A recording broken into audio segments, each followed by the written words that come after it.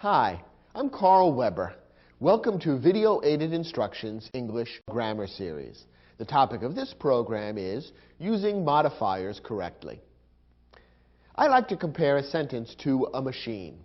Now, every machine has a purpose: to dig holes, to produce goods, to transport passengers. The purpose of a sentence is to convey meaning from one person to another. Now, like most machines, a sentence is made up of various parts.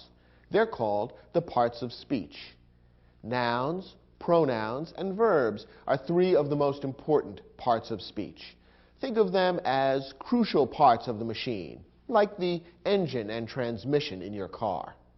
In this program, we're going to look at a different part of the sentence. Our topic is modifiers. These are words or groups of words that add information about the nouns, pronouns, and verbs of the sentence. Modifiers give a special spin to the sentence. They add color, vividness, and interest. Think of modifiers as being like the chrome trim, the tinted windshield, and the CD player in your car. They aren't as important as the engine or the transmission, but they make the car a lot more fun to drive. In this program, we'll look at some of the basic principles for using modifiers correctly in the sentences you write. Are you ready? Then let's get started.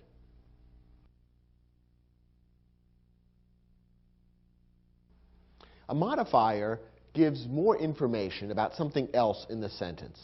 We call it a modifier because it modifies, that is, changes what we know about something else in the sentence. It gives more information or tells us something more about another item in the sentence. Now, the two most important kinds of modifiers are adjectives and adverbs. And in this lesson, we'll look at some of the basic principles for using adjectives and adverbs correctly. First, an adjective modifies a noun or pronoun. As you know, a noun names a person, place, thing, or idea, and a pronoun can take the place of a noun. An adjective would be a word that modifies or gives more information about a noun or pronoun appearing in the sentence. Take a look at this phrase: a diligent worker. In this phrase, worker is a noun. It names a person. Diligent is an adjective. It gives more information about the noun worker. It tells us what kind of worker: a diligent worker. That is, a worker who works hard. So the word diligent is an adjective because it modifies or gives more information about the noun worker. By contrast, an adverb modifies a verb, an adjective, or another adverb. As you can see, an adverb is also a modifier, just as an adjective is, but an adverb can be used in one of three different ways. It can modify a verb, or an adjective, or another adverb. Let's take a look at some examples. Here's a short sentence: she works diligently.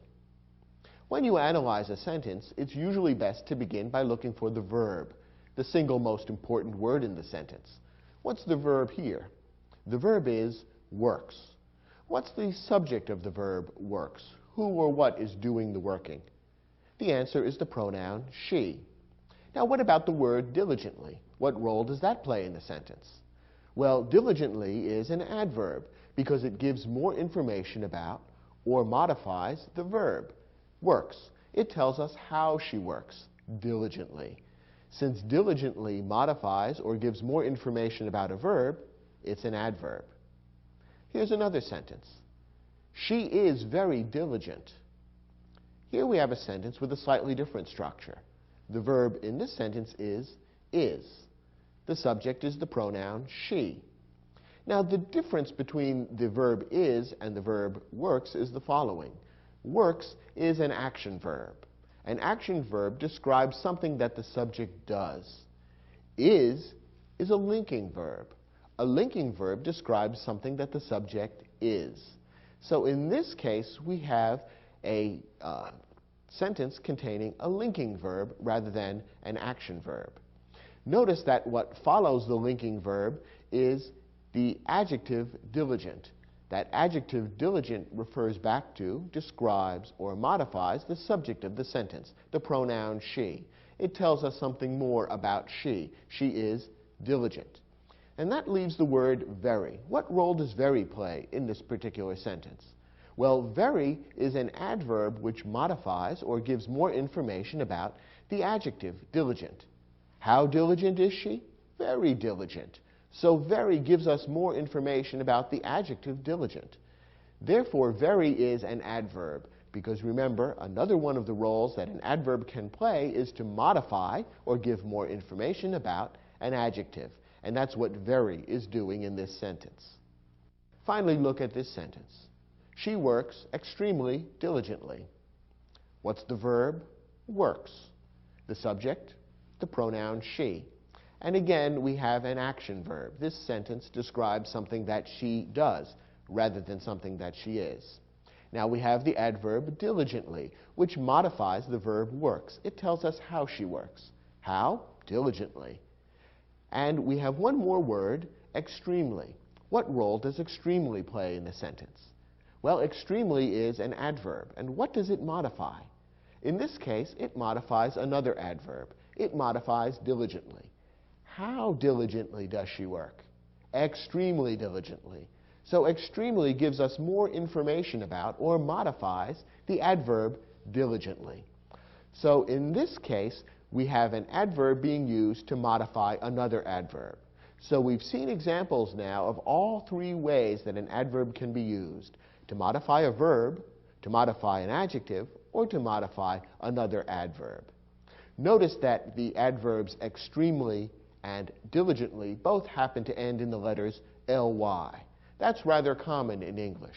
Not all adverbs end in ly, but many do. So when you're looking at a word in English that ends in ly, if you aren't certain what part of speech it is, consider whether or not it's an adverb. Chances are good that it is.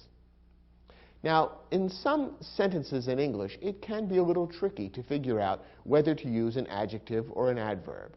Here are a couple of rules that will make it easier. First, after an action verb, use an adverb. Remember that an action verb describes something that the subject does. Normally, after an action verb, an adverb should be used. We've already seen an example of this. She works diligently. Here we have the action verb works describing something that the subject, she, does. And diligently is an adverb which modifies the action verb works. It tells us how she works, gives more information about the verb, and therefore the adverb diligently is perfectly correct. After a linking verb, use an adjective. Remember that a linking verb expresses a state of being. It tells us something that the subject is rather than something that the subject does. Take a look at this sentence.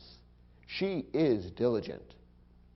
Here we have a sentence containing the linking verb is. The subject is she, and what follows the linking verb correctly is an adjective, not an adverb. She is diligent. That adjective diligent refers back to or modifies the pronoun she. It tells us what she is, and therefore an adjective is correctly used in this sentence. Remember that an adjective is used to modify or give more information about a noun or pronoun. Since diligent refers back to the pronoun she, an adjective rather than an adverb is correct. So in a sentence that contains a linking verb, you generally want to follow it with an adjective, not an adverb. Now, the most common linking verb in English is the verb to be, and is a form of the verb to be. But there are many other linking verbs in English. Looks, seems, appears, feels, sounds. All of these can be linking verbs. To determine whether or not a verb is being used as a linking verb or an action verb, stop and ask yourself, is this sentence describing something that the subject is doing, or is it rather saying something about what the subject is? If the latter is the case, then the verb is being used as a linking verb and should be followed by an adjective. So, for example, if the sentence, she is diligent, instead used one of these other linking verbs, the adjective diligent would continue to be correct. She looks diligent. That's really saying something about what she is rather than what she does. So looks is a linking verb, and diligent, the adjective, is correct. She seems diligent. She appears diligent. She feels diligent. All of these are linking verbs. They're all describing something that she is rather than something that she does. And therefore, the adjective diligent is correctly used. Now, there are a couple of specific modifying words in English that can be tricky because of adjective and adverb confusion. And we'll take the next few moments of this lesson to explain the rules for using these words correctly. One somewhat tricky word in English is the word well. It can be used in a number of different ways. Well can be a noun, for example. It's a hole in the ground from which you get water. A wishing well, for example. Well can also be used as an interjection. That's a word that's very loosely connected to the rest of the sentence. Sometimes you'll hear people begin a sentence with the word well. They'll say something like, well, I think it'll rain later on today. In that sentence, the word well is simply being used almost as a space filler and doesn't have any particular meaning or any grammatical connection to the rest of the sentence. So well can be a noun, and it can be an interjection. In this lesson, we're not going to deal with either of those two uses of the word well. Instead, we're going to talk about how well is used as an adjective or an adverb. What makes it tricky is that when well is used as an adjective, it has a different meaning from when it's used as an adverb. Here's the explanation. When well is used as an adjective, it means healthy. When it's used as an adverb, it means in a good way. It's important to keep these two meanings separate and distinct in your mind. Here are some examples of the correct way to use the word well. The patient looks well today. What's the verb in this sentence? Looks. The subject, patient. Now, is looks in this sentence an action verb or a linking verb? Is it describing something that the patient is doing or something that the patient is? Well, if you think about it, this sentence is really describing something that the patient is. It's not telling something the patient did, but rather that the patient is or seems to be healthy. So the patient's state of being is being described, not an action that the patient is undertaking. So looks in this sentence is being used as a linking verb. What follows a linking verb should always be an adjective. And remember that the word well, when it's used as an adjective, means healthy. Is that being correctly used in this sentence? Of course. Since we're talking about a patient, it would be natural to talk about the state of health of the patient. So this sentence is perfectly correct. The patient looks well today means that the patient appears to be healthy. And that's an example of the correct use of the word well as an adjective to mean healthy. Look at this sentence. The hospital feeds its patients well. What's the verb here? Feeds. The subject, hospital. The hospital feeds. Now, is feeds a verb of action or a linking verb? Is something that the hospital does or something that the hospital is being described? Well, here what's being described is something that the hospital does. It feeds its patients well. In other words, it gives them meals that are good, nutritious, and so forth. So feeds is an action verb. And what follows an action verb should be an adjective or an adverb. Well, it should be an adverb. And in this case, the adverb well is being used correctly. Remember, the adverb well has nothing to do with health. It means in a good way. So what this sentence is saying is the hospital feeds its patients in a good way. And that's a perfectly correct and logical meaning. So the adverb well means in a good way, and it's being used correctly in this sentence. The hospital feeds its patients in a good way, meaning it gives them food that's tasty, healthful, and so forth. So well is being used to mean in a good way, and it's being used as an adverb. Don't confuse the adjective well with the adjective good. Look at this sentence. You look good in your new dress. What's the verb here? Look. The subject, the pronoun you. Now, is look a verb of action or a linking verb? In this case, look is being used as a linking verb. What's being described is not something that you are doing, but rather how you look, how you appear, how you are in the broadest sense. You are good looking. You're looking good today. So what's being described here is not some action that you're taking, but rather a state of being that you have. So look is being used as a linking verb here. And in this sentence, it's followed by the adjective good, which is perfectly correct. When I say you look good, what I'm saying is you are good. You are good looking in that dress. So the adjective good is correct.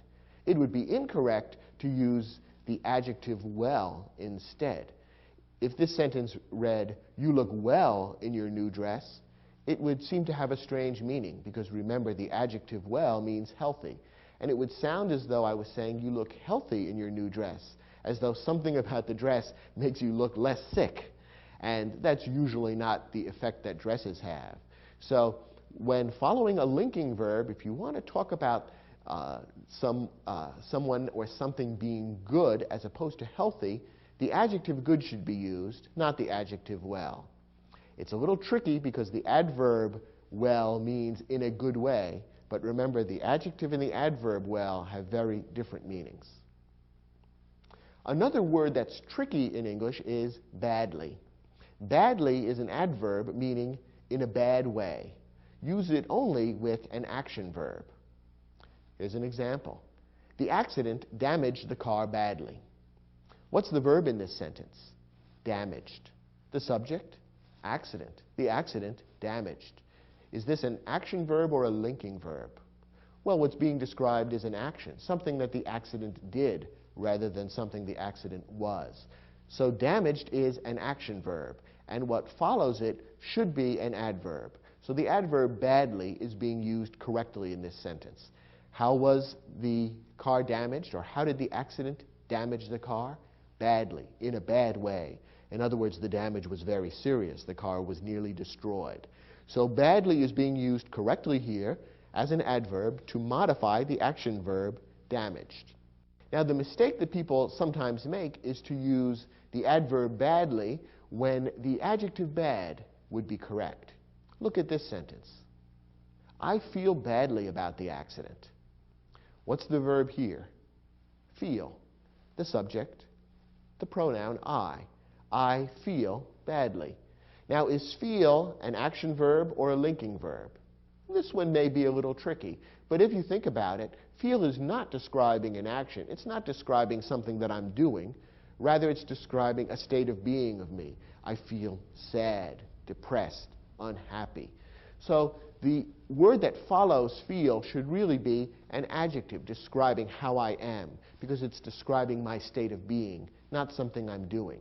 So the correct wording of this sentence should be, I feel bad about the accident. Bad in this case is being used as sort of a synonym for unhappy, sad, or depressed. So when you're using a linking verb, it should be followed by the adjective bad, not by the adverb badly. It's a mistake that people often make in English, but it's something that you can avoid if you simply remember that a linking verb should be followed by an adjective, not by an adverb. If you can remember and practice these rules for the correct use of well, bad, and badly, you'll avoid some of the most common mistakes that people make when they're using modifiers in English. Well, do you think you've mastered these simple rules? I hope so. Turn to your study guide and you'll find that we've provided an exercise to give you a chance to practice using these rules yourself. Try your hand at the questions in the exercise, and when you're finished, come back to this program and we'll look at the questions together.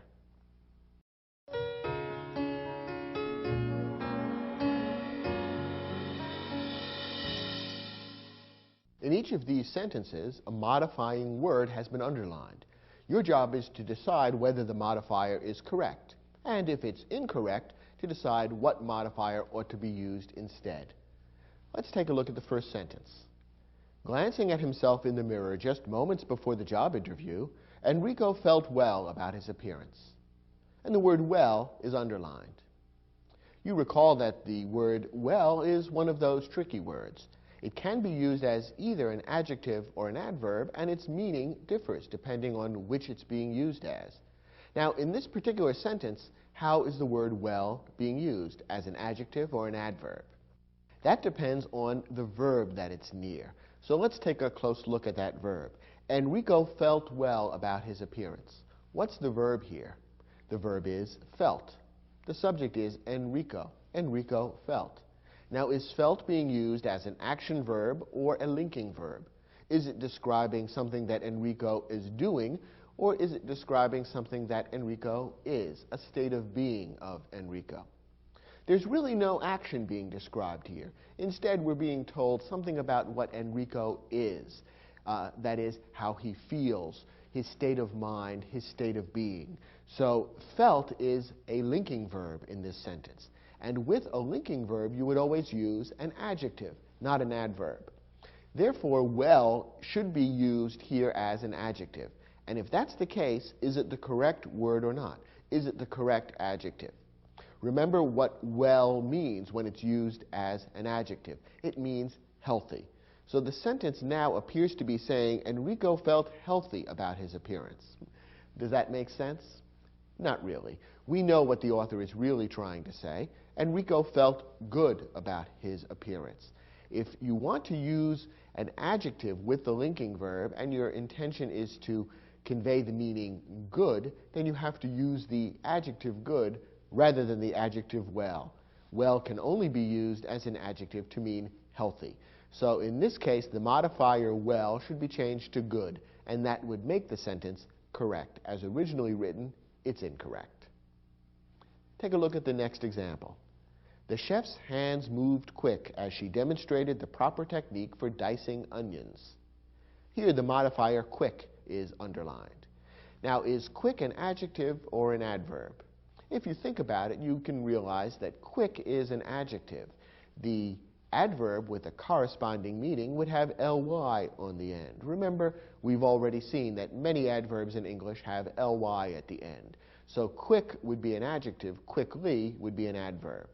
Now, is it correct to use an adjective or an adverb in this particular part of the sentence? What is it modifying?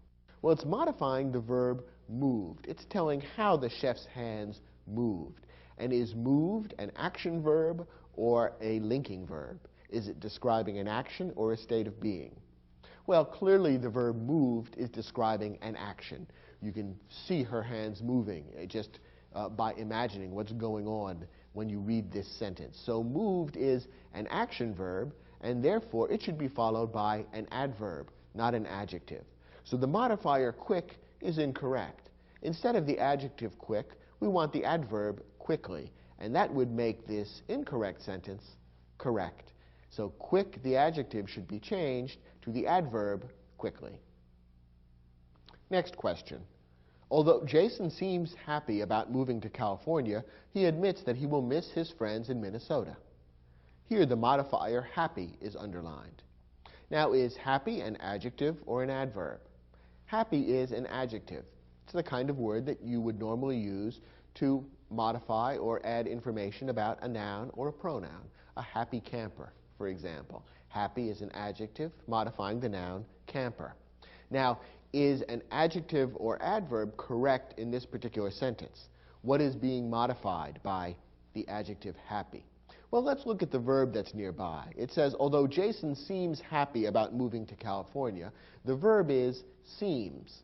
Now, is seems an action verb or a linking verb? Is it describing something that the subject Jason is doing, or rather something that the subject Jason is?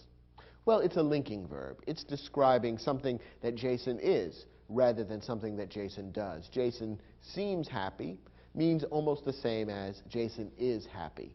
Seems is a linking verb, and remember, a linking verb would normally be followed by an adjective, not an adverb. So the adjective happy is correct in this sentence, and therefore the sentence is perfectly correct as written. The sentence contains a linking verb which should be followed by an adjective, and it is. So this sentence is correct. Next example. Because of her extreme nervousness, Soon Lee performed the sonata bad during her audition for the college orchestra. And the modifier bad is underlined. Once again, we have the adjective-adverb question to deal with. First of all, is the underlined modifier bad an adjective or an adverb? Well, as we saw in the lesson, badly would be the adverb form. Remember that in many cases in English, an adverb ends in ly, and you can often turn an adjective into an adverb simply by adding ly at the end. So in this case, the adverb is not being used. Instead, we have the adjective bad being used. Now, is the adjective correct in this particular part of the sentence, or should an adverb be used instead? Let's look at the context, and in particular, let's focus on the verb. It says, Soon Lee performed the sonata bad. What's the verb there? The verb is performed. The subject is Soon Lee. Now, is performed an action verb or a linking verb? Is it describing something that Soon Lee did or something that she was? It's describing something that Soon Lee did. Performing the sonata is an action. So performed is an action verb. And remember that an action verb needs to be followed by an adverb, not an adjective. So this sentence is wrong as written. The adjective bad is incorrect. Instead, the adverb badly should be used, and badly would modify the action verb performed. So to correct the sentence, you would want to make it read, because of her extreme nervousness, Soon Lee performed the sonata badly during her audition for the college orchestra. Next example. The team doctor decided that Mona was well enough to play in Saturday's championship game, and the modifier well is underlined. Remember that well can be used as either an adjective or an adverb, and that its meaning will vary depending on which way it's used. In this sentence, which way is the word well being used? Let's look at the context. We're told that Mona was well enough to play in Saturday's championship game. What's the nearby verb?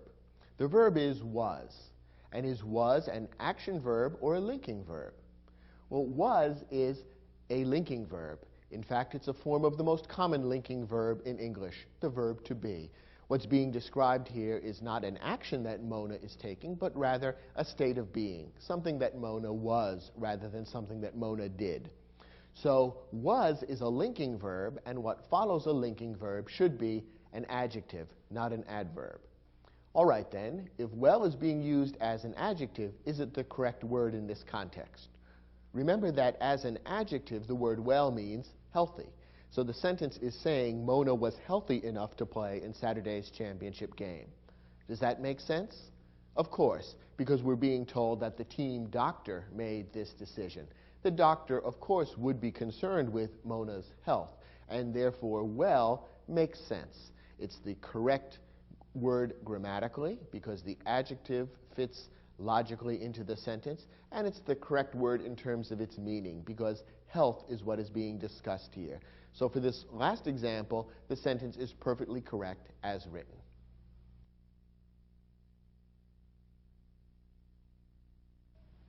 So far, we've been talking about the use of single words as modifiers, namely adjectives and adverbs. Sometimes groups of words can be used as modifiers, specifically phrases and clauses. Now, if you've watched the program in this series that deals with sentence structure, then you're familiar with phrases and clauses. Both phrases and clauses are groups of words.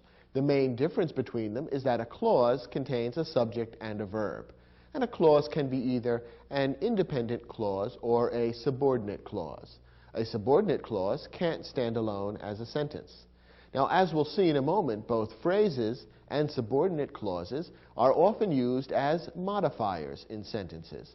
In other words, they give more information about something else that appears in the sentence. In that sense, these phrases and clauses are being used very much like adjectives and adverbs. And there are a couple of special problems that can sometimes arise when phrases and clauses are used as modifiers. First, let's look at a couple of examples of how a phrase and a clause can be used as a modifier. Take a look at this sentence. Running to catch the bus, I tripped on my untied shoelace. Now, what's the main verb in this sentence? It's tripped. The subject is I, the pronoun. I tripped on my untied shoelace. That's the main action of the sentence. The sentence begins, however, with 5 words that are set off by a comma, and they form a separate phrase, running to catch the bus. Now, what's the function of this phrase in the sentence? What role does it play? Well, if you think about it, what this phrase does is it modifies or gives more information about something else in the sentence. Namely, it gives more information about I. What was I doing? Running to catch the bus. That entire phrase there tells something more about the pronoun I. It describes what I was doing at the time of the accident, of the tripping. So running to catch the bus is acting, the entire group of words is acting in a sense as an adjective. It's a modifying phrase, and the whole group of words refers to, modifies, or gives more information about I in the sentence. So this is an example of how a phrase in a sentence can act as a modifier. Very often, when a sentence begins with a group of words like this, set off by a comma, it's acting as a modifier. And as we'll see in a moment, it should be near to or next to whatever it's modifying. Take a look at this sentence for a somewhat different example. The food was spoiled because it had been left on the table overnight. Now, this sentence contains two different verbs. First, we have the food was spoiled. This is a clause unto itself because it contains a subject and a verb. The verb is was spoiled, a two-word verb phrase. The subject, food or the food. So the food was spoiled is a clause. It could even stand alone as a sentence.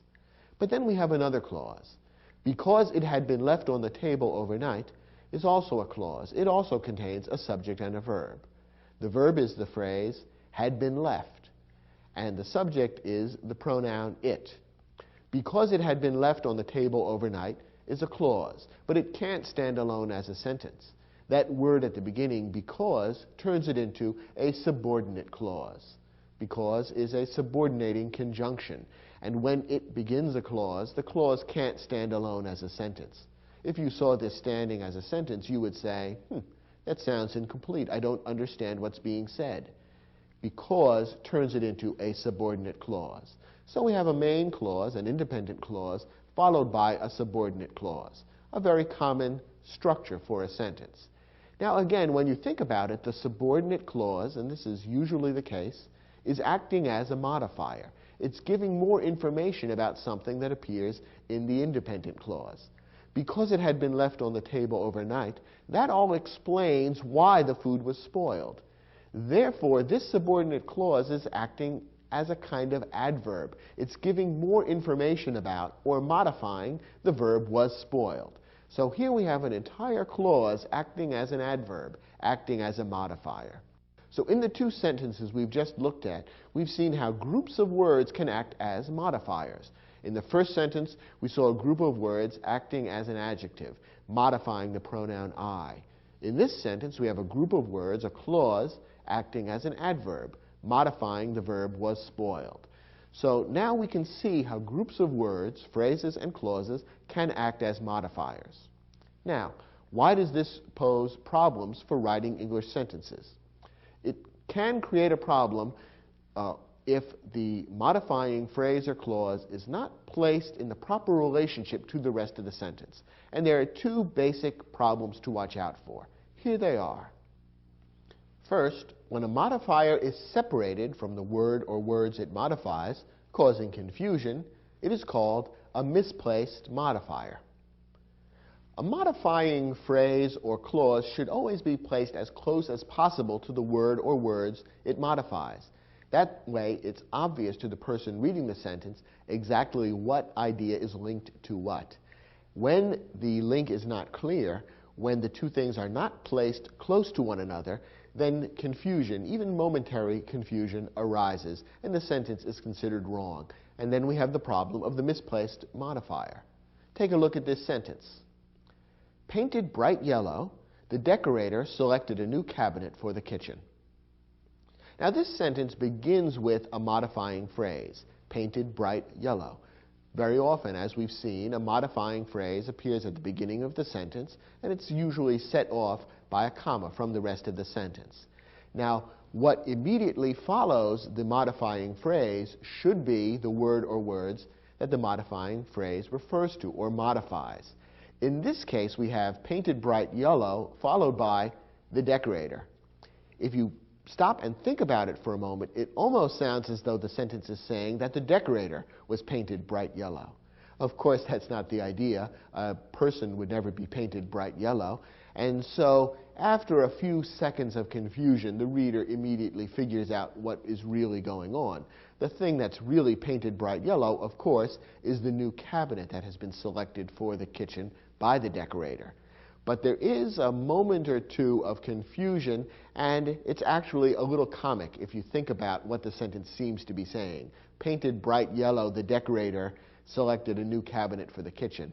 It doesn't really make sense, and it's a little bit confusing, causes the reader to pause just a second to get his or her bearings and figure out what's actually being said, and that's not the kind of effect you want your writing to have. Ideally, a sentence should be perfectly clear the first time through and not cause the reader to pause. This particular sentence violates the rule by separating the modifying phrase from the word that it modifies, and therefore we have a misplaced modifier. Now, how do you correct a misplaced modifier? The easiest and usually the best way to correct it is simply to move the modifying phrase or clause so that it is next to what it modifies. So to correct this sentence, we would want to move the words painted bright yellow and put them next to the cabinet.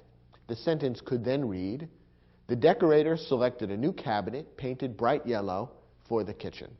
And that would be a simple, easy, and perfectly correct way of rewriting this sentence.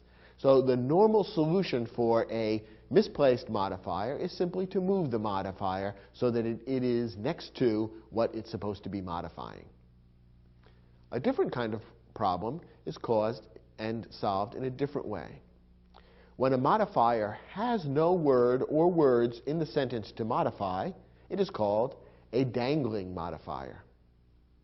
In this kind of sentence, the connection has broken down altogether because we have a modifying phrase or clause that actually doesn't have any word or words in the sentence to link up to or to modify. And therefore, the confusion on the part of the reader is even greater. And a little more work has to be done in order to correct this kind of sentence, a sentence containing a dangling modifier. Here's an example. While driving to work yesterday morning, an accident delayed traffic on the highway. Okay, let's take a look at this sentence. After the comma, we have the main part of the sentence. An accident delayed traffic on the highway. We have the verb delayed, the subject accident, and that could stand alone as a sentence. What comes before the comma is a modifying phrase, which is designed to give more information, to add some detail about what's being described in the main part of the sentence, while driving to work yesterday morning. The problem is that that modifying phrase doesn't link up to any word or words in the rest of the sentence. Think about it for a moment. Who is being described in that modifying phrase? While driving to work yesterday morning, who? Who was driving to work yesterday morning? The rest of the sentence says, an accident delayed traffic on the highway. That leaves it totally unclear who was driving to work, who is being discussed here. And therefore, there's no real connection between the modifying phrase and whoever is supposed to be modified by it. In fact, the person being modified doesn't appear in the sentence. And that's why we call this a dangling modifier. It is a would-be modifier that doesn't have any word or words to modify. Solving the problem of a dangling modifier is a little more tricky than solving the misplaced modifier. A misplaced modifier can be fixed simply by moving it. A dangling modifier generally requires that you rewrite the sentence, and usually there's more than one good way of doing it. Here are two possible ways of fixing this particular sentence. One way would be to take the modifying phrase and turn it into a subordinate clause, adding a subject and a verb, and thereby making it much clearer what's being described. If you were to do that to this sentence, it might read as follows. While I was driving to work yesterday morning, an accident delayed traffic on the highway. Notice that we've now taken the modifying phrase, while driving to work yesterday morning, and turned it into a clause with the complete subject and verb, I was driving. While I was driving to work yesterday morning. Notice that it's no longer unclear who is being referred to in that phrase, driving to work yesterday morning. Now, it's obvious that I'm the one who is doing the driving. And therefore, turning this into a subordinate clause makes it perfectly clear and solves the problem of the dangling modifier. Another way of solving the problem would be as follows. Remember that the modifying phrase or clause should always be next to what it modifies. Therefore, what you could do with this sentence would be to keep the modifying phrase at the beginning of the sentence and just make sure that what immediately follows it explains who or what was doing the driving. In other words, make sure that right after the comma we put the word or words that are being modified by the modifying phrase. That would mean that right after the comma you'd want to have I, if I am the one doing the driving. And again, that requires a little bit of rewriting. The sentence might read, for example, as follows. While driving to work yesterday morning, I was delayed by an accident on the highway. Notice how we've solved the problem. We've kept the modifying phrase in place, but made sure that what follows immediately after it is I. And that makes it clear that I am the one being modified.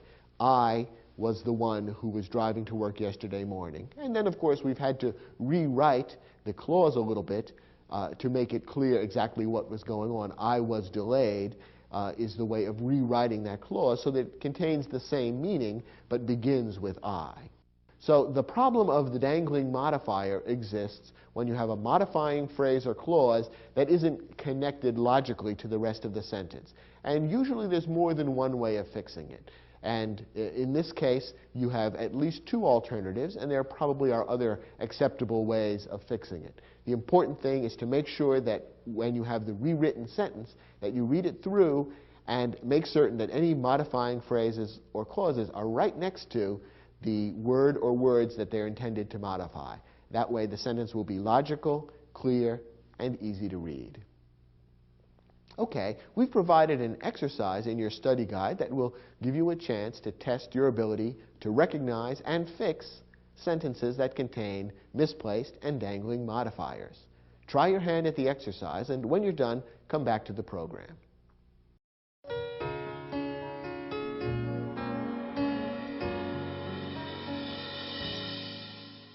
Let's take a look at the first sentence. Having lost one of the most controversial elections in history, many expected Al Gore to run for president again in 2004. Does this sentence contain a misplaced or dangling modifier? Well, first, let's see if we can locate the modifying phrase or clause. As in many sentences, it appears at the beginning of the sentence, separated by a comma from the rest of the sentence. Having lost one of the most controversial elections in history. Perhaps you can even hear when you read that sentence that that whole long phrase there is describing someone, and it should be next to the person that it describes or modifies. Now, what comes immediately after the comma? Well, immediately after the comma we have the word many. It's a pronoun referring to many people. Now, is that correct?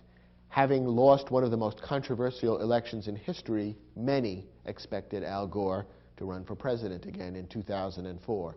No, that's not correct, because what's right next to the modifying phrase is not the word that it is intended to modify. It is not the many people who lost one of the most controversial elections. The person who lost the controversial election was Al Gore. So for this sentence to be correct, that modifying phrase would need to be followed immediately by Al Gore, not by the pronoun many. Now, as with many of these kinds of sentences, there's more than one way to fix it. This is technically a misplaced modifier. The modifying phrase should be next to Al Gore. So one way to fix it would be to simply move the entire phrase next to Al Gore, in which case the sentence might read like this. Many expected Al Gore, having lost one of the most controversial elections in history, to run for president again in 2004. This is all right. It would be a perfectly correct way of fixing the sentence. It does put the modifying phrase right next to the word it's intended to modify, Al Gore. The only problem with it is that it's a little awkward to have such a long modifying phrase interrupting the sentence that way. So you might want to consider a different way of rewriting the sentence. You might, for example, want to rewrite the sentence so that the modifying phrase remains at the beginning of the sentence, but that Al Gore then follows immediately afterward, in which case the sentence might read something like this. Having lost one of the most controversial elections in history, Al Gore was expected by many to run for president again in 2004. notice that we've had to rewrite the sentence somewhat to make Al Gore the subject of the passive verb was expected. You have your choice then of more than one way of rewriting this sentence. In either case, the problem of the misplaced modifier has been fixed by placing that modifying phrase next to the word or words that it's intended to modify, namely Al Gore. Next example. Distracted by the demands of my 2 children, the chicken in the oven burned. Here we have a dangling modifier. The sentence begins with a modifying phrase, distracted by the demands of my 2 children. Remember that what follows immediately should be the word or words that are being modified. In other words, who was distracted by the demands of my 2 children? Well, presumably that was me. I would normally be the one that my children would come to, but I don't follow the modifying phrase. Instead, the words, the chicken in the oven follows. It almost makes it sound as though the chicken was distracted by the demands of my 2 children, and I don't think that's the case. The chicken in the oven has other more serious problems. So the sentence suffers from a dangling modifier. The word I, in fact, doesn't appear anywhere in the sentence, and so there is nothing for the modifying phrase, distracted by the demands of my 2 children, to modify. So this sentence has to be significantly rewritten. And the most simple, best way to do it is probably to keep the modifying phrase where it is, but just rewrite what follows so that it begins with I, since I am the word that's intended to be modified. So the sentence might read something like this. Distracted by the demands of my 2 children, I burned the chicken in the oven. Or you could say, I let the chicken in the oven burn, whichever seems like a more appropriate way to write it to you. The important thing is that the modifying phrase, distracted by the demands of my 2 children, should be followed immediately by the word I. So that way the modifier won't dangle. Instead, it will be nicely connected to the word that it's intended to modify. Next example. When birds fly in the path of an airplane, they can produce dangerous and costly accidents. This sentence is perfectly correct as written. It begins with a subordinate clause, when birds fly in the path of an airplane. And that clause is acting as an adverb. It is modifying the verb can produce that appears in the second part of the sentence. It's explaining under what circumstances the birds can produce the dangerous and costly accidents. In this case, we have a modifying clause at the beginning of the sentence, which is quite close to the word or words that it's intended to modify. Therefore, the meaning is perfectly clear, and we don't have either a misplaced or dangling modifier. In fact, I don't know how you could possibly make that modifying clause any closer to the word or words that it modifies. So therefore, this sentence is perfectly correct and doesn't need to be changed. Next example. Hoping to make the space more sunny, Nancy's bedroom was expanded and fitted with a large skylight. Now here we have a slightly subtle dangling modifier problem. Again, the sentence begins with a modifying phrase, hoping to make the space more sunny, and what immediately follows should be the word or words being modified. In other words, who or what was hoping to make the space more sunny. Now you might be tempted to say this sentence is perfectly correct, because after all, Nancy follows hoping to make the space more sunny. And so it makes sense that Nancy, whose room this is, would be the one hoping to make the space more sunny. But here's the problem. What follows the modifying phrase isn't the word Nancy. Instead, it's Nancy's bedroom. Nancy's is technically in the possessive case, and that does make a difference. In fact, taken literally, this almost makes it sound as though Nancy's bedroom was the one that was hoping to make the space more sunny. And of course, a bedroom can't have hopes and feelings.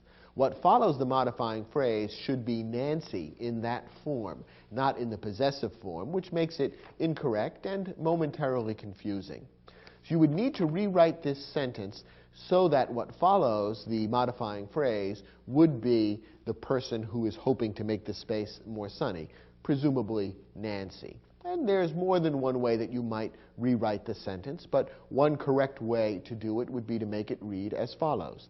Hoping to make the space more sunny, Nancy expanded her bedroom and fitted it with a large skylight. That would correct the problem because it keeps the modifying phrase in place but follows it immediately with Nancy, which makes it clear who was doing the hoping. It puts the modifying phrase right next to the word it modifies. Next example. Swollen by a week of heavy rain, the grasslands on either side of the Missouri River were eventually flooded. Once again, we have an opening phrase which is intended to modify something else in the sentence. Unfortunately, in this case, we have a misplaced modifier. Swollen by a week of heavy rain describes who or what? Well, it doesn't describe the grasslands. They weren't swollen. It was the Missouri River that was swollen by a week of heavy rain. Swollen means to make bigger or fuller. And after a week of heavy rain, a river would indeed become swollen. It would become bigger and fuller with water, which is why it would eventually overflow its banks and flood the grasslands on either side. So that modifying phrase, swollen by a week of heavy rain, ought to be right next to the Missouri River. Now, since we have a misplaced modifier in this sentence, we could fix it by moving the entire modifying phrase to follow the words Missouri River. But a less awkward and easier to read sentence would probably be the result if we instead moved the words Missouri River to immediately follow the modifying phrase at the beginning of the sentence. The sentence could read something like this. Swollen by a week of heavy rain, the Missouri River eventually flooded the grasslands on either side. In this way, by leaving the modifying phrase where it is and moving the Missouri River to immediately follow the modifying phrase, we've made the relationship very clear and solved the misplaced modifier problem. Whenever you use a modifying phrase or clause in a sentence, always make sure that what's next to it is what you intend it to modify. Otherwise, you'll create at least momentary confusion for your reader and sometimes a rather comical effect. So reread the sentences you write and make sure that they're not guilty of misplaced or dangling modifiers.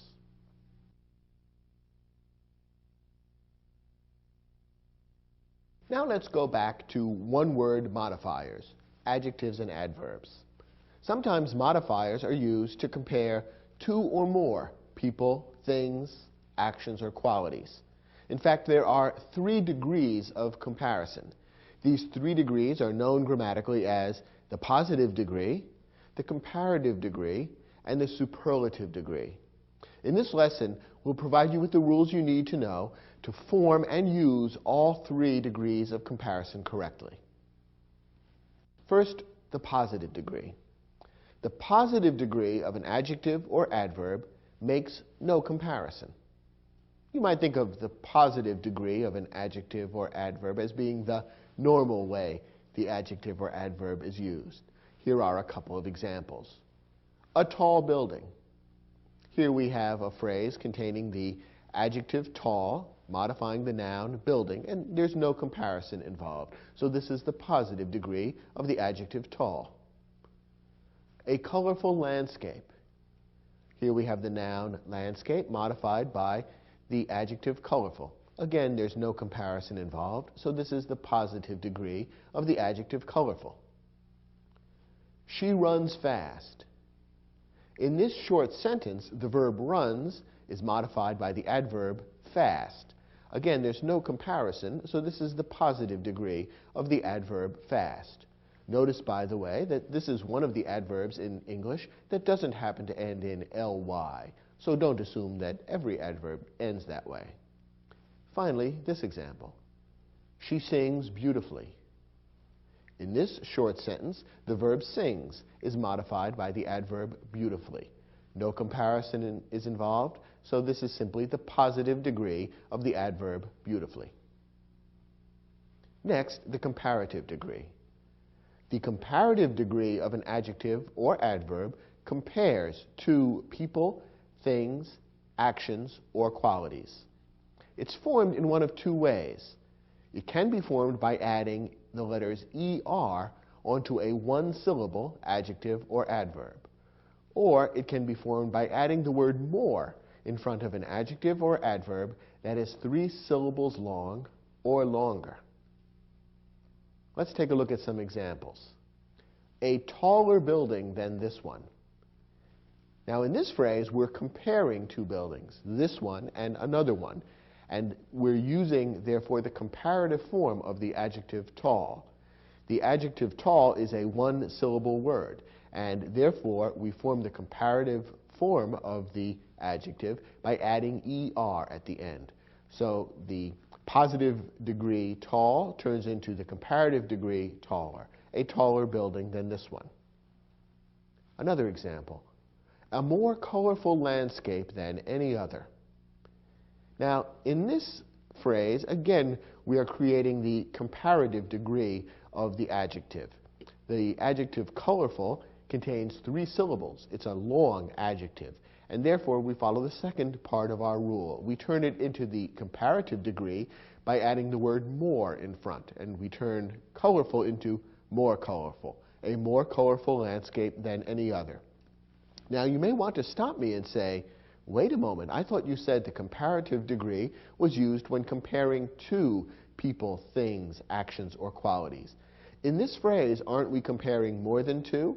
A more colorful landscape than any other seems to refer to all the landscapes in the world. In a sense, you're right. The meaning of this phrase does refer to all the landscapes in the world, but grammatically, only two things are actually being compared in this phrase: this landscape and any other in the world. In other words, in effect, what we're doing in a logical and grammatical sense in this phrase is comparing this landscape one by one with each individual other landscape in the world. And therefore, grammatically, we consider this as comparing two and only two items, this landscape versus any other. So even though you're right, in a broader sense, we are talking about all the landscapes in the world, grammatically and logically, we're comparing them one at a time, and therefore this particular phrase would use the comparative degree of the adjective, which is used for comparing two things, and that's why more colorful is correct. Here's another example, this one using an adverb. She runs faster than I do. Here we've taken the one-syllable adverb fast and made it into the comparative degree by adding ER at the end, because two people are being compared, she and I. She runs faster would be the correct use of the comparative form of the adverb. And one more example. She sings more beautifully than her sister. Here again we have a comparison of two people, she and her sister. And we've taken the positive degree of the adverb beautifully and turned it into the comparative degree by adding more in front. Remember, we would use the word more in front of the adjective or adverb when it's 3 syllables long or longer, and beautifully is a long adverb, and therefore more beautifully is the correct way to form the comparative degree of the adverb. We've talked about the positive degree and the comparative degree. The third degree is the superlative degree. The superlative degree of an adjective or adverb compares 3 or more people, things, actions, or qualities. It is formed by adding EST to a one-syllable adjective or adverb, or by adding the word most in front of an adjective or adverb that is 3 syllables long or longer. Let's again look at some examples. The tallest building in town. Here we're comparing not just two buildings, but all the buildings in town, and presumably there are 3 or more, probably dozens of buildings in town. And therefore, rather than the comparative degree, we use the superlative degree, which is formed by adding EST to a one-syllable adjective. So we've taken the one-syllable adjective tall and turned it into tallest. The most colorful landscape in the state. How many landscapes are there in the state? Who knows, but there are dozens or hundreds, depending on how you define a landscape. In any case, there are certainly more than 2. So we want to use the superlative degree of the adjective colorful. Since colorful is 3 syllables or longer, we form the superlative degree by adding the word most in front of it, the most colorful landscape in the state. Now a couple of examples with adverbs. She runs fastest of all the members of the track team. It seems obvious that there is more than 2 members of the track team, and therefore we want the superlative degree of the adverb. Starting with a 1-syllable adverb fast, we turned it into the superlative degree by making it fastest, simply adding the letters est at the end of the 1-syllable adverb. And finally, of all the members of the chorus, she sings most beautifully. Again, we're dealing with a comparison of 3 or more individual people, and therefore we want the superlative degree of the adverb. Since we're dealing with an adverb that's 3 syllables long or longer, we form the superlative degree by adding the word most in front of the word. So we end up with, of all the members of the chorus, she sings most beautifully. Now, we've spoken about how to form the comparative and superlative degrees of adjectives and adverbs that are 1 syllable long or 3 syllables long and longer. You are probably wondering, what do we do with adjectives and adverbs that are 2 syllables long? Well, here's where it gets a little tricky. In fact, it varies. If an adjective or adverb is 2 syllables long, use your judgment and your ear to decide how to form the comparative and superlative forms. You can either add er and est if you want, or you can add the words more and most, depending on which sounds right. And in most cases, it will be fairly obvious which sounds better. Let me give you a couple of examples. Take the adjective hungry, a hungry man. How would you form the comparative and superlative forms of hungry? Well, you could add er, I think, to hungry and est to hungry to form the comparative and superlative degrees, and the word would sound just fine. A hungry man, this man is hungrier than that man. This man is the hungriest of all. I think that sounds fine. So here we have a 2-syllable adjective where the comparative and superlative degrees can be formed by adding er and est to the same word. On the other hand, take an adjective like gorgeous, a gorgeous day. How would you form the comparative and superlative degrees of that?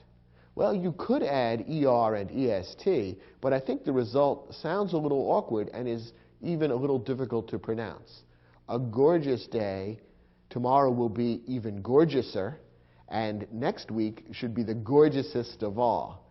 It's very hard to say that because of all the S sounds. And so the correct way to modify gorgeous and come up with the comparative and superlative degrees would be to add the extra word. Gorgeous, more gorgeous, most gorgeous. You can try this exercise with other 2-syllable adjectives and adverbs. Easy, for example, would probably be translated into the comparative and superlative degrees by adding er and est. Easy, easier, easiest. Quickly, on the other hand, sounds less awkward if you use more and most. Quickly, more quickly, most quickly.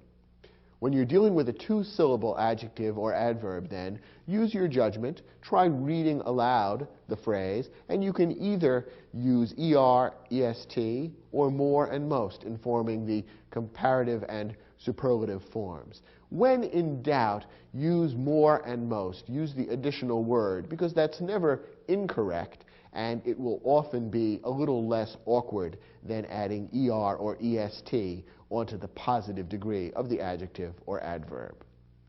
Now, just to complicate your lives a little more, it's also true that in English, a few adjectives and adverbs have irregular comparative and superlative forms.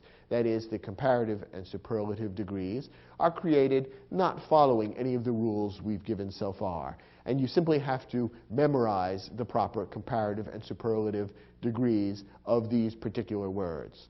Here are the ones you need to know. Good is the positive form of the adjective. The comparative is better. The superlative is best. Bad is the positive form of the adjective. Worse is comparative. Worst is superlative. Many is the positive form of the adjective. More is the comparative. Most is the superlative. Much is the positive form of the adjective. More is comparative. Most is superlative. Well is the positive form of the adverb. Better is comparative. Best is superlative. Badly is the positive form of the adverb. Worse is comparative. Worst is superlative. In this lesson, we focused on the rules for creating the comparative and superlative degrees of adjectives and adverbs. Using these forms correctly can also be tricky in its own right, and we'll focus on some of the problems that arise in the next lesson. But first, turn to your study guide and try your hand at the exercise we provided to test the rules you've just learned. When you've finished, come back to this program, and we'll look at the exercise together.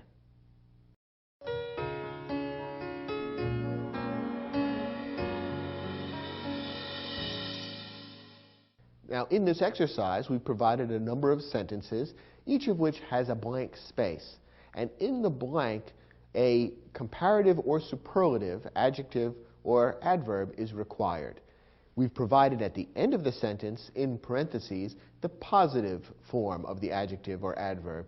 So your job is twofold. First, to decide whether the comparative or superlative degree is correct, and then to form it correctly and insert it into the blank space in the sentence. Let's see how well you did. First example. Pablo Picasso and Juan Gris began painting around the same time, but Picasso continued painting blank, then Gris. And the positive form of the adverb that we want appears at the end, long. So the first question is, do we want the comparative or superlative form of the adverb? And as you know, the distinction between comparative and superlative is based on whether we're comparing two things or more than two. Well, in this sentence, it's clear only two things are being compared, Picasso and Juan Gris. And therefore, the comparative form of the adverb would be correct, rather than the superlative. And how do you form the comparative form of the adverb long? Well, it's a one-syllable adverb, and therefore, you simply add the letters ER at the end to turn it into longer. And the sentence would read, Pablo Picasso and Juan Gris began painting around the same time, but Picasso continued painting longer than Gris. Next example. Of all the sopranos in the choir, Lisette sings blank. And the positive degree of the word is well. Now, in this case, do we want a comparative or superlative form of the adverb well? Once again, it's based on how many things or people are being compared. And in this case, it seems clear that more than two people are being compared. The sentence reads, of all the sopranos in the choir. And in a normal choir, you would certainly have more than two sopranos. If there were only two, the sentence would probably read differently. It might say something like, of the two sopranos in the choir, or compared to the other soprano in the choir, something that would make it clear there's only two people involved. So the sentence certainly makes it sound as though there are three or more sopranos involved. So therefore, we want the superlative degree of the adverb well. And as you know, the adverb well is one of the irregular adverbs. It forms its comparative and superlative degrees irregularly rather than according to the usual rules. And the three forms of the adverb well are well, better, best. The superlative form is best, and the sentence should read, of all the sopranos in the choir, Lisette sings best. Next question. Although Nadia and Katya are both expert programmers, Katya is considered blank than her colleague. And the adjective that we want is talented. Okay, how many people are being compared here? Just two, Nadia and Katya. So we want the comparative form of the adjective. Now, how do we form the comparative form of the adjective talented? Here we're dealing with a three-syllable word, talented. You can hear that there are three separate sounds in that adjective. So to form the comparative degree, rather than adding ER at the end, we'll add the word more in front of the adjective. So the sentence correctly should read, although Nadia and Katya are both expert programmers, Katya is considered more talented than her colleague. Next sentence. The island of St. Martin boasts 36 beaches, and many visitors say that Orient Beach is the blank of them all. And the positive degree of the adjective is alluring. First, how many things are we comparing? Well, obviously more than two. In fact, the sentence tells us there are 36 beaches involved. So rather than the comparative degree, we want the superlative degree. Now, the adjective alluring contains how many syllables? 3, alluring. Therefore, we need to form the superlative degree by adding the word most in front. And the sentence should read, the island of St. Martin boasts 36 beaches, and many visitors say that Orient Beach is the most alluring of them all. Next sentence. No one feels blank about the mistake Carlos made than Carlos himself. And the positive degree of the adjective is bad. Now, do we want the comparative or superlative degree here? This is a little tricky. You might be tempted to say, we want the superlative degree because we're comparing Carlos to all the people in the world. Of all the people in the world, who feels the most bad? It's Carlos. So therefore, superlative degree is involved. But once again, this is the kind of sentence which, although in terms of its meaning, it may seem to be comparing Carlos to all the people in the world, grammatically and logically, only two people are really being compared. That is, Carlos and no one. No one feels a certain way about it, and Carlos feels even more bad. I'm fudging in order to avoid giving away the answer. But you see, we're comparing Carlos with no one, so that grammatically and logically, we're just comparing two people or two things. That's why the comparative degree is used in a sentence like this, as opposed to the superlative degree, even though in a sense it appears we're comparing more than two people.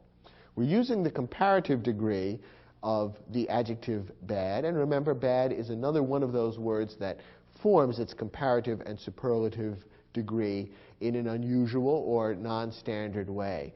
The correct comparative degree of bad is worse. So the sentence should read, no one feels worse about the mistake Carlos made than Carlos himself. Did you get all 5 of these questions right? Very good. Let's move on to our next lesson.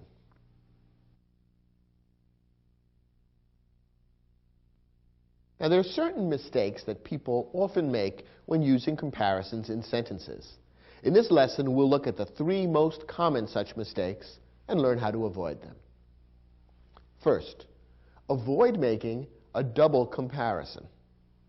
A double comparison, what does that mean? Well, look at this example and then we'll discuss it.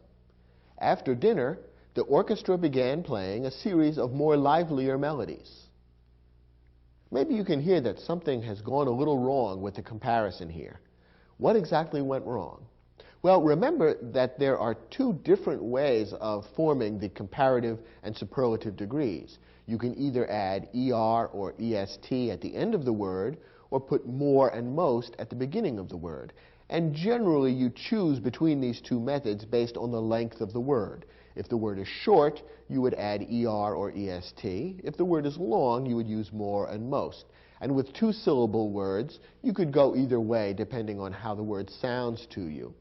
Well, occasionally people get a little confused and end up using both methods. That is, they use ER and EST at the end of the word and also stick more and most in front of the word.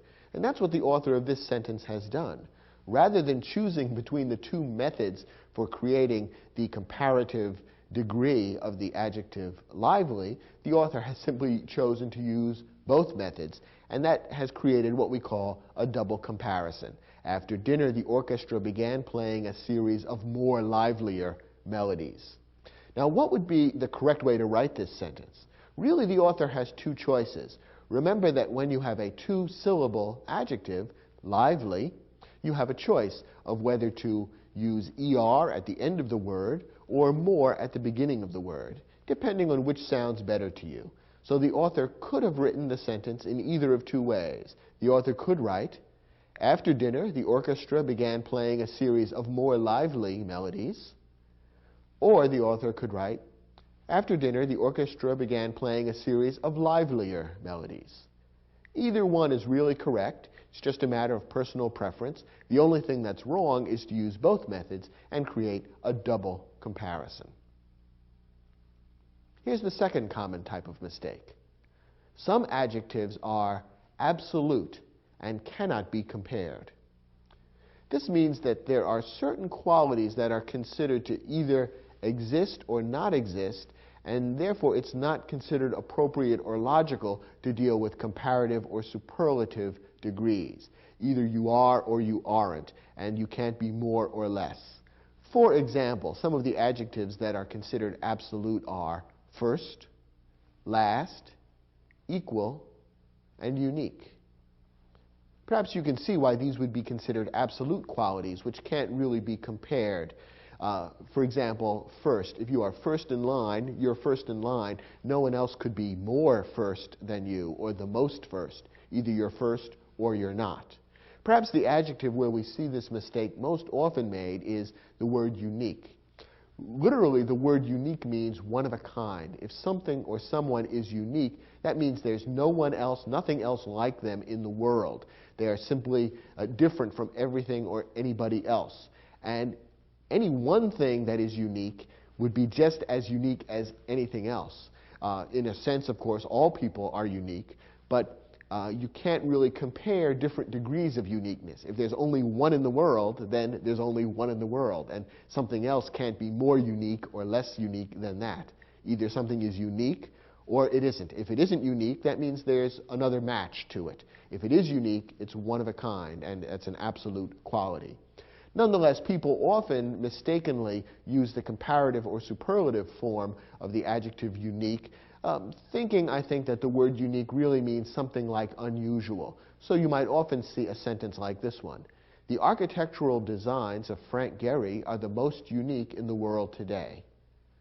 This is really wrong because it is creating the superlative degree of the adjective unique, which should be considered absolute and therefore not comparable. You could make this sentence correct by changing the word unique to a word like unusual or distinctive. So the sentence would be correct if it read, the architectural designs of Frank Gehry are the most unusual in the world today. You can see that this makes sense because there could be degrees of something being unusual. You could have one architect whose work is unusual, someone else who's even more unusual, and another person who's even more unusual than that. So unusual is different from unique, and it can be compared. Our third rule, make sure that the items being compared are truly comparable. If not, reword as necessary. Now, there are a few ways that you can go wrong in terms of drawing comparisons between things. And probably the simplest way to explain this is by showing some examples and discussing them. You'll probably recognize some of these mistakes because they're very common. We all make them in our writing. And whenever you make a comparison, you need to think carefully about what you're comparing and how in order to avoid these mistakes. Here's our first example. The tropical fish found in the Caribbean are less colorful and varied than the South Pacific. All right, the person who's writing this sentence is trying to compare two things, namely the tropical fish in the Caribbean and the tropical fish in the South Pacific. But notice the way the sentence is actually worded seems to be comparing things that can't directly be compared, because he's left out certain words. If you look closely at what the sentence actually says, it appears to be comparing the tropical fish found in the Caribbean with the South Pacific. The South Pacific, of course, being an ocean. So rather than comparing one group of fish with another group of fish, the author of this sentence, if you take it literally, seems to be comparing a group of fish with an ocean, two things that are not the same at all. Now, of course, we can figure out what the author means, so we don't literally become very confused by this. But again, there's that momentary hesitation. We have a vague feeling something's wrong here. The author's not saying exactly what he's really trying to say, and it is considered incorrect. So the author of this sentence would want to rewrite it in one of a couple of ways. One way would simply be to add in the words to make it clear what's being compared. So, for example, the sentence would be correct if it read, the tropical fish found in the Caribbean are less colorful and varied than the fish found in the South Pacific. Now, it's clear that he's comparing two groups of fish. If you don't want to repeat the word fish, you can use a pronoun instead. And the sentence could then read, The tropical fish found in the Caribbean are less colorful and varied than those in the South Pacific. Now the pronoun those has been used so that the word fish doesn't have to be repeated. And that would also be a perfectly correct way of correcting the error. The problem with the original sentence is that it seems to compare fish with ocean, and that, of course, doesn't logically make sense. And it's one of the types of errors of comparability that you need to watch out for. Here's another subtle problem that perhaps creeps into your own writing. Our new customer service center will make your next visit to the store the easiest of all your past shopping experiences. Did you catch the error there, or do you have a vague sense as to what might be wrong? What are the things that are being compared in this sentence? Well, the person who wrote this sentence is trying to compare your next visit to the store with all your past shopping experiences. Well, that's fine, but notice that the way it's written, it makes it sound as though your next visit to the store is one of your past shopping experiences, because the sentence says your next visit to the store will be the easiest of all your past shopping experiences. The way the sentence is worded, it makes it sound as though your next visit is part of the group of your past shopping experiences. And of course, that doesn't make sense. Your next visit can't also be a past experience.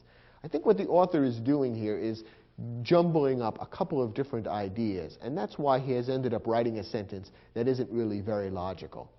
Here's a good way to correct this sentence. Our new customer service center will make your next visit to the store easier than all your past shopping experiences. By rewriting the sentence this way, the author is now making a clear comparison between your next visit and all your past shopping experiences. Rather than making the next visit sound like one of the past visits, he's simply saying the next visit will be easier than all those past ones. That, I think, is what the author was really trying to say, and just became a little confused in setting up the comparison. It's another example of the way it's easy to get a little tricked up when trying to make a logical comparison. Reread your comparisons and make sure that you've successfully compared the things you're trying to compare. One last example. Many historians consider Lincoln greater than any American president. Here we have another problem relating an individual to a group. What is the author of this sentence trying to compare? He's trying to compare Abraham Lincoln with all the other American presidents. But you notice what I just said, comparing Lincoln with all the other American presidents. After all, Lincoln, we know, was an American president. When we read this sentence, it actually sounds as though Lincoln was not an American president. Many historians consider Lincoln greater than any American president. Think about the group that's implied there. Any American president, that group would include Abraham Lincoln. If we take literally what the sentence says as it's now written, it sounds as though it's saying that historians consider Lincoln greater than all the presidents, including Lincoln. In other words, Lincoln is greater than himself. And obviously that's not logical or possible, nor is it what the author is trying to say. When you're comparing an individual to the other members of the group of which he's a member, you have to use the word other. So this sentence would be correct if it read, many historians consider Lincoln greater than any other American president. For the sake of logic, you need to use that word other when you're comparing a member of a group to all the other members of the group.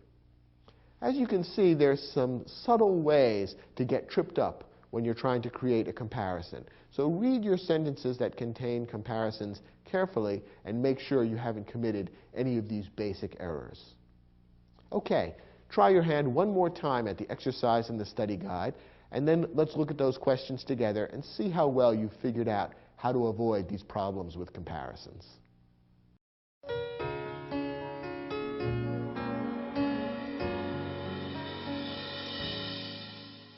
Now, in these sentences, there's a comparison in each one, and only one is completely correct. The others all have an error of one kind or another, and your job is to locate the error and then figure out how to correct it. Let's see if you were able to do that. Start with the first example. The story of the development of anesthesia is stranger than any other scientific discovery. Here we have a subtle problem of comparing two things that aren't really comparable. Why is that? Well, let's see. What are the two things that are being compared in this sentence? First, we have the story of the development of anesthesia, and that is being compared to any other scientific discovery. Do you see what's wrong with this comparison? On the one hand, we have a story, and on the other hand, we have a scientific discovery. What's missing from the second part of the comparison is the idea of a story. What we're really trying to say, what the author is trying to say, is that one story is stranger than any other story. But the word story is necessary, otherwise you seem to be comparing the story with the discovery. And those are really two slightly different things. So the right way to state this same concept would be to say something like the following. The story of the development of anesthesia is stranger than the story of any other scientific discovery. Or if you don't want to repeat the word story, you can replace it with a pronoun and write the sentence this way. The story of the development of anesthesia is stranger than that of any other scientific discovery. Either way would be perfectly correct. The point is that you need to make the comparison between two comparable things, the story and other stories, as opposed to the story and the discovery, which are two incomparable, different things. Our next example is the sentence that happens to be perfectly correct. The Hermitage in St. Petersburg has the world's most impressive collection of paintings by Rembrandt. Here the Hermitage collection is being compared with all the other Rembrandt collections in the world. There are more than two, and so therefore the superlative form of the adjective impressive is correct, and there's no problem with comparability, there's no double comparison, and no adjective that is absolute has been mistakenly compared. So this sentence doesn't contain any errors, it's perfectly correct as written. Our next sentence does contain an error. The government of Switzerland is older than any government in Europe. Here we have a problem because Switzerland is, after all, a government in Europe, or Switzerland is a country in Europe. By saying that the government of Switzerland is older than any government in Europe, it seems to be saying, if you take it literally, that the government of Switzerland is older than any government in Europe, including that of Switzerland, since Switzerland is one of those governments in Europe. Once again, remember that when you're comparing one member of a group with all the other members of the group, you have to use the word other. So this sentence would be correct if it read, the government of Switzerland is older than any other government in Europe. Next example. Both Sheryl Crow and Bjork are gifted songwriters, but the music of Bjork is more unique than that of Sheryl Crow. Well, we're comparing two things, and so therefore the comparative form of the adjective is correct. But there is a problem because we're trying to compare the adjective unique, which, as we've seen, is an absolute. Either something is unique or it isn't. There's really no such thing as more unique or less unique. I think the author of this sentence is probably trying to say something else about the music of Bjork, and therefore the sentence could be corrected by changing unique to some other adjective which is comparable. So, for example, the sentence would be perfectly correct if it were written like this. Both Sheryl Crow and Bjork are gifted songwriters, but the music of Bjork is more distinctive than that of Sheryl Crow. So that would be one way of correcting the sentence. You could use other adjectives instead, such as unusual, but unique can't be used in this comparative or superlative form. Next example. Generations of travelers have described the waters of the Dead Sea as the most saltiest on earth. Our problem here is the problem of the double comparison. Remember that when you have a two-syllable adjective, you have two different ways of forming the comparative and superlative forms. Now, here we are dealing with a two-syllable adjective, salty. So we could create the superlative form by using most salty or saltiest. Either one would be correct. Unfortunately, the author of this sentence has chosen to use both, and that's a problem. That's considered grammatically wrong to use the double comparison, to use both forms of the superlative degree. So the sentence could be corrected in either of two ways. Generations of travelers have described the waters of the Dead Sea as the most salty on earth, or generations of travelers have described the waters of the Dead Sea as the saltiest on earth.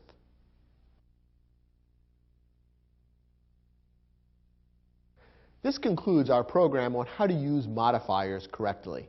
Now you're an expert in using adjectives and adverbs and in creating interesting comparisons. So you should be able to go out and sprinkle your writing with all kinds of lively, vivid, colorful, and interesting descriptions using these modifiers correctly. And you can do it without fear of making a grammatical error.